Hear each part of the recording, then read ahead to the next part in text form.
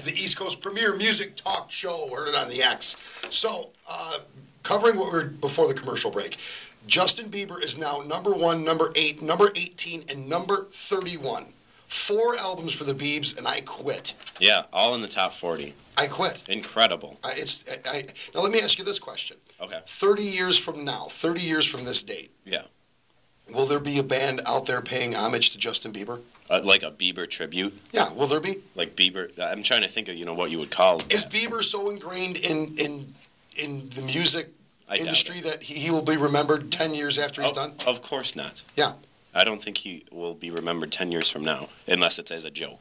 Right, or he's a celebrity. Sort of like Hanson. Like, remember everybody was all about Hanson? Yeah. There's no Hanson tribute. Well, I started a Hanson tribute band, couldn't get any gigs. But they're still performing, though. They are. They actually are still performing. the reason why I asked that is live music Fridays at Burger King. We're joined on the phone by somebody right now who keeps alive music. Yes. Of a band that obviously they worship. And before I bring them on, I just want to say I seen the band ZOSO Friday at Rivera Theater. Yes. I wasn't sure how I felt about tribute bands. I've really never seen a tribute band, and it's not that I avoided tribute bands. I just never really saw one. Yeah. These guys blew me away, and I am so happy to welcome Matt on the phone. Matt, are you there? Yeah, hello. How you doing, my friend? Really good, really good. You guys were phenomenal. I just have to tell you this. I told you after the show you were phenomenal. You guys were just absolutely mind-blowing to me. How long have you been doing this? As of January, we started in our 16th year. Wow. Wow, yeah, that's incredible. Longer than they were out there. Yeah, it's really. true. It's really true. Were you overwhelmed by the response? Is the response that you got in Buffalo the response that you see most of the time? For the most part, yes. I would say sometimes we have to work the crowd a little bit more, to get them going. But the crowd was very, very, very. They were great in Buffalo, and actually, we had played Buffalo about 9 years ago, maybe 10 years ago, and we came through and played at a club, and. Of course, the response wasn't as good then. I don't know why, but I guess all the planets weren't aligned at that time. So, but anyway, it was a great response from everybody in Buffalo, and we really appreciate it. It's very much a classic rock town here, and I mean, when you guys do an amazing job of really giving people the Zeppelin experience. I just have to say this. I mean, you totally blew me away. Musicianships, your vocals were just unbelievable. There were times, I got to admit, where I felt like I was at a Zeppelin show. Well, thank you very much. We've worked really hard with this thing over the years to try to get as exactly as close as we could. And I think the other thing that we do try to add to it is. We know that a lot of stuff they did in the studio, they would, carry it a few steps further live. So a lot of the live stuff that we do extended versions, and try to stay with the way that they would have presented it.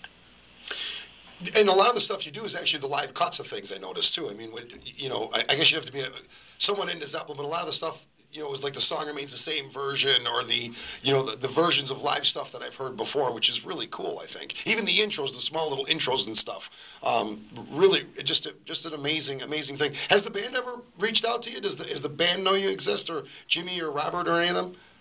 Well, we know that Jimmy knows, and we did get in touch with his assistant one time because he was down in Fort Lauderdale, and we were going to bring him out to a gig, and his assistant did call us up that night and said, well, Jimmy couldn't make it, and he was sorry, which is really nice of them. I mean, they didn't have to call us at all, but to our knowledge, we know that Robert knows about us also, but we've never, unfortunately, we've never been able to meet them or anything, like that.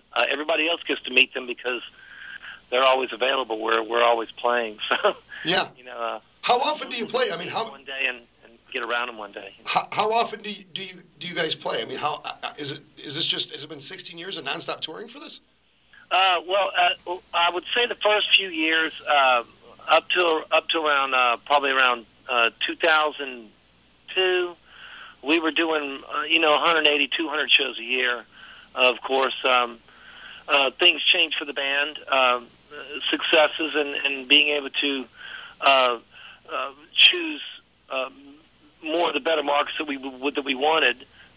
We're able to do that. But so right now we're doing between 140, maybe 155 shows a year. Right now. And you guys just launched a new Facebook. Kim was telling me that you wanted to push. What is the Facebook? What we did is we started out with one, but we got this management company that's getting in with us now, and they're wanting to rework a lot of things for us and to make our Facebook page a lot better for the fans, and to keep our dates going and keep everybody right on track with it, because it seems that a lot of people are not going to websites like they used to because they got Facebook. So I think it's more of a shortcut to things. But also it helps with friends of friends of friends of friends. So that even for people who don't know about us, they will discover it through that whole networking. And on Facebook, is it ZOSO Band or what is it? Pardon? Yes, it's under ZOSO. Yes. Okay, so it's ZOSO on Facebook. ZOSO, the Led Zeppelin Experience. Yes. Okay, so it's ZOSO, the Led Zeppelin Experience. And like I say, Kim and I seen the Jason Bonham Experience, and we've seen this. Yeah. I got to say, I like this better. Really? Yeah, I mean, no offense to Jason, and Jason's been on the show. And Jason's thing was, in all fairness, was a little bit different, where it was more like him paying Jason's tribute thing was very touching. father. Yeah, it was very touching, and it was a very nice thing that he did for his dad. But if you want to go out and listen to some Zeppelin music and have it done perfectly and feel like it's 1972 and you're at Buffalo Memorial Auditorium. Yeah. These guys are the guys to go see, I'm telling you. So, Matt, 16 years ago when this all came together, how exactly did it come together? Was it, you and a bunch of friends that were just big Zeppelin fans, or did you have to go out and, find, Zeppelin guys and find people that played that role? That's a good idea. Good question. Well, how it actually started, me and the bass player, keyboard player, and the drummer, we were already together in the band, and so we were working on this management. We had a management company. We were working on, getting signed again. And we were out in L.A. And during that time, it was around '95. And a lot of the labels, they just kind of turned their backs on us. So they weren't really interested in signing our kind of band. I think there's a market for anything. But anyway, more bands like Limp Bizkit and Korn and Offspring. Those kind of bands were coming in, and so somebody in the management company suggested that we might want to do this, because they said, you kind of got this Zeppelin sound thing. Of course, I understand that everybody's influences come through their music, and so we pondered it for about 3 or 4 months, and then we said, well, let's give it a go. And the guitar player that we had in the band wasn't going to work image-wise with what moving to this thing. So what did happen was we put in an ad for a guitar player, and we auditioned some guys, and we found the right guy, and we worked it, and went out there and started playing some gigs and booking them. And then LA is a tough town, and it took off pretty well, enough to at least let us know that maybe we had something here. And so here we are, 15 years later, So. Go ahead. I'm sorry, Josh. I was just going to say, and it's the original 4?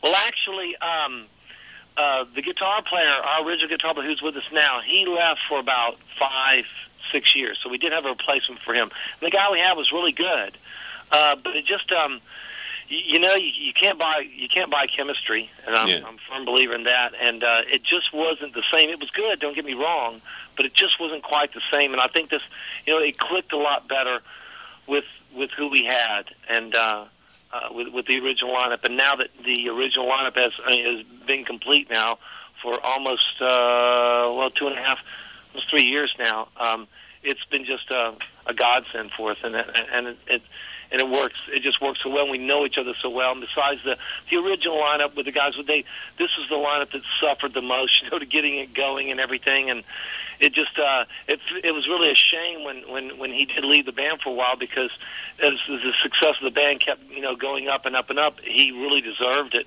because he paid his dues for it. And I'm just I'm very thrilled that he's back in the band, as well as all of us. And it's just like one happy family again, you know. You know, and you're referring to John, right? John McDaniel's his name? John McDaniel. Yeah, and not only does he deserve it, bro, but that dude he can channel Jimmy Page. I'm not kidding around. And the reason why we went and seen you guys, Kim Marie's the biggest Zeppelin fan that's ever walked the face of the earth. But we were there that night with a sales rep from PV Electronics, who's a gigantic Jimmy Page fan. And he had seen you guys in Cleveland, I think a couple years ago. And he just kept raving on House of Blues. Yeah, he just kept raving on about you guys, and what he even said, he goes, the Jimmy Page guy is so good, he actually plays the mistakes, which sounds like a funny statement, but that's actually that's the way he was selling it, you to us, and I'm telling you, John is just got it down, and it's incredible. I mean, you guys were really mind blowing. So where are you at next? We're in Cleveland next week. We've kind of taken this because we only had 2 shows last week. We got 2 coming up here. We kick off at the House of Blues in Cleveland on the 8th, and then we have a 4-day run, and then 3 more to end out the month. So we're averaging 12 shows a month, usually. Well, that's great, man. We've added a lot more dates to our summer calendar that aren't up yet, but we have added a lot more, so we got to put those up real quick here. So we are kind of close to you again, I think it's about a couple 100 miles, I think, from yeah, the Cleveland show. Actually, we were planning on meeting Terry down there to see that show too. Oh, great. I just want to tell everybody, first of all, man, I want to thank you for coming on. We got to head to a commercial break, but I want to tell everybody, if you go to YouTube and you watch the videos of these guys, and there's a lot of videos of these guys, and the videos are all really high quality, they're really good. There's not one single video that does justice. You got to see this band live. I'm not kidding around. And these guys are incredible. I think what you do is amazing, and I wish you guys the best of luck and safe travels. Thank you very much, and we love Buffalo, and we're looking forward to come back. I can't wait for you to come back, brother. We were actually talking to a club last night about you, so hopefully you'll be back soon. Well, thank you. All right, man. Safe travels. All right, thank Bye. you. We're going to head to a commercial break and be joined by Ron Hawkins from Lowest of the Low. Stick around, folks.